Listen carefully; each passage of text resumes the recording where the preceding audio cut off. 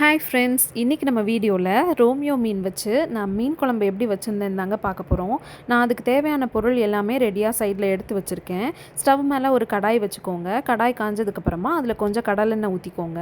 எண்ணெய் நல்லா காஞ்சதுக்கப்புறமா அதில் கடுகு, வெந்தயம் போட்டு அது நல்லா பொரிஞ்சதுக்கப்புறம் 20 சின்ன வெங்காயம், 10 பல் பூண்டு, ஒரு சின்ன சைஸ் பெரிய வெங்காயத்தை குட்டி குட்டியாக கட் பண்ணி வச்சுருக்கேன் அது, அப்புறம் கருவேப்பிலை, இது எல்லாம் வதங்கிறதுக்கு தேவையான உப்பு எல்லாமே போட்டு நல்லா வதக்கி விட்டுருங்க.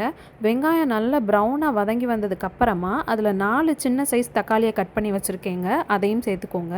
தக்காளியும் நல்லா மசிஞ்சு வந்ததுக்கப்புறமா அதில் 4 பச்சை மிளகாய் போட்டு அது நல்லா வதங்கினதுக்கப்புறம் மசாலா பொடி ஒவ்வொன்றா சேர்க்க ஆரம்பிச்சிடலாம். நான் மஞ்சத்தூள், மிளகாத்தூள், குழம்பு மிளகாத்தூள் 3மே சேர்த்துருக்கேன். மசாலாவோட பச்சை வாசனை எல்லாம் போனதுக்கப்புறமா ஒரு சின்ன லெமன் சைஸ் புளியை தண்ணியில் ஊற வச்சுருந்தேங்க, அதையும் கரைச்சி இதுக்குள்ளே சேர்த்துக்கிட்டேன்.